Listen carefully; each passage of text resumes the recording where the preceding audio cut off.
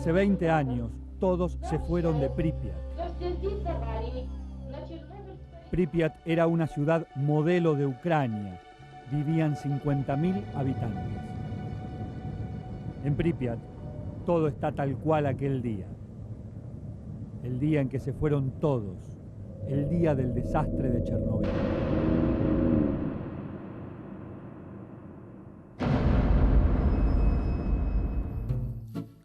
Estamos sobre la ruta que antes llevaba de Kiev a Chernóbil. Hoy esta ruta tiene una barrera. No se puede pasar. Aquí está la zona de exclusión. Estamos a 30 kilómetros del reactor de Chernóbil. La zona de exclusión. Por detrás de esta barrera está el horror. A la 1:30 de la madrugada del 26 de abril de 1986 cambió el mundo. El futuro mostró su peor rostro. Una catástrofe de nuevo tipo se había presentado en sociedad ante el planeta. Un desastre nuclear. A diferencia de un terremoto, una inundación o un tornado, la naturaleza no está preparada para un desastre nuclear. Por eso las consecuencias aún hoy están en el aire, en la tierra, en la gente que aquí vive y en los que van a nacer. Irónicamente, una prueba de seguridad fue lo que hizo explotar el maldito reactor número 4.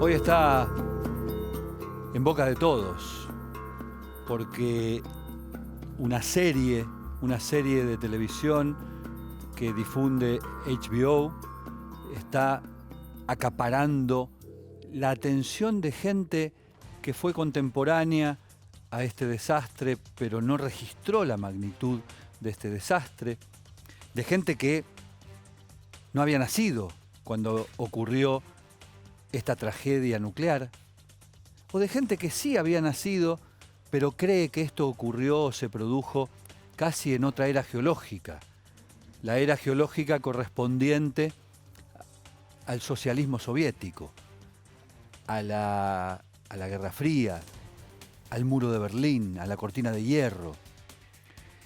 Si ustedes observan al señor que no tiene canas, que estaba en ese tape, que vengo a hacer yo, que estuve hace 13 años en Chernóbil, y ven esas imágenes, van a observar que son muy similares a las de la serie Chernóbil que hoy está en la televisión.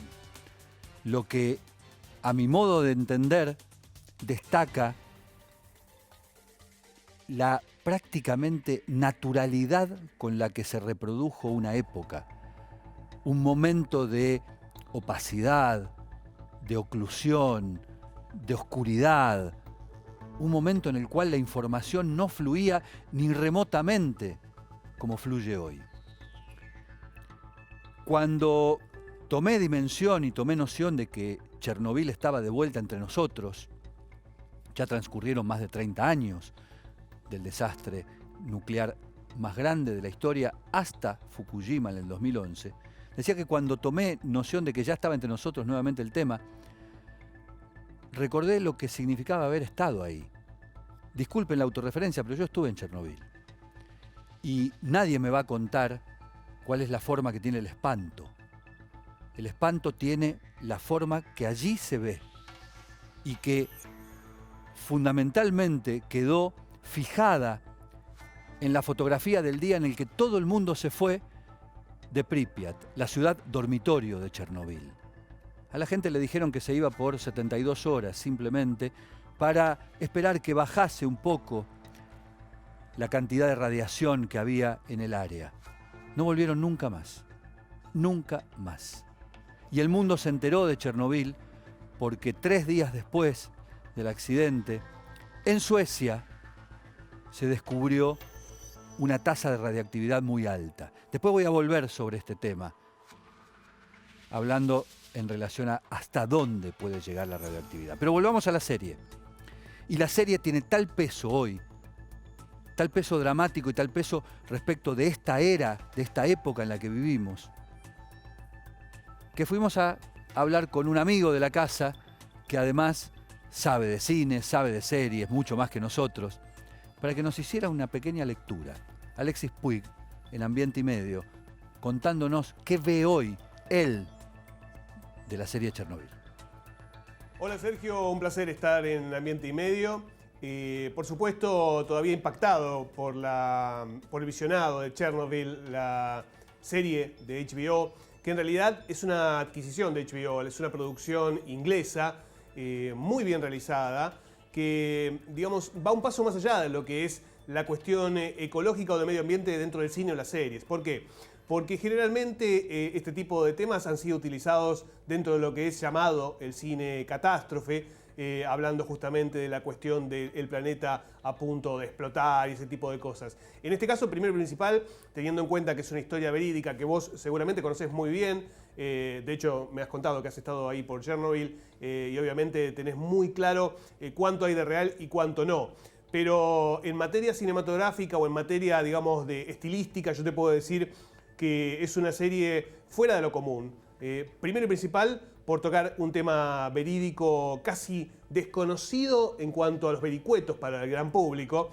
Segundo, por la calidad de realización, la estética de la Unión Soviética de aquellos años, con Gorbachev todavía comandando. Y además la cuestión que tiene que ver con contar una historia dentro de lo que es el género de suspenso, thriller, catástrofe, con toques de horror, con un monstruo invisible, como es el de la radiación. A mí es una de las cosas que más me gustó de Chernobyl, más allá de todo esto que te decía de los valores de realización y de reconstrucción.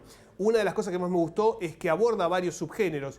Uno de ellos es el terror, con un personaje, con un monstruo, si se quiere, invisible, al que no se ve, pero que causa pánico. Y está muy bien demostrado, sobre todo por ejemplo al final del primer capítulo, esto no es un spoileo obviamente, cuando ves a unos niños yendo a una escuela y el último plano es el de un pájaro que cae muerto sobre una plaza. Ahí digamos me parece que es la síntesis perfecta de lo que es este monstruo llamado radiación.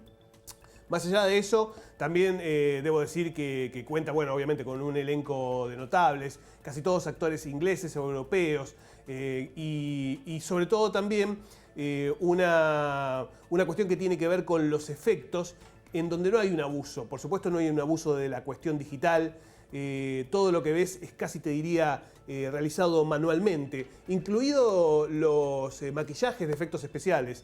Es algo que a mí realmente me tocó muy fuerte, ¿no? Ver las secuelas de la exposición a la radiación de los bomberos, de los técnicos, de todos los que estuvieron involucrados en Chernobyl. Hay también un momento muy clave que es cuando la científica que está investigando las causas por lo que se desarrolla esta explosión, que lo hace Emily Watson, va al hospital en Moscú y se encuentra con los cuerpos justamente destruidos de los sobrevivientes por poco tiempo, ¿no? De lo que fue la explosión. Y uno se encuentra con secuencias que tranquilamente podrían ser de películas de muertos vivientes, de zombies y demás. Sin embargo, es realidad. Me parece que eso tiene un impacto que quizás no tendría otra película del género o una serie del género, porque esto es real, ¿no? Así que bueno, estas son mis sensaciones con respecto a Chernobyl.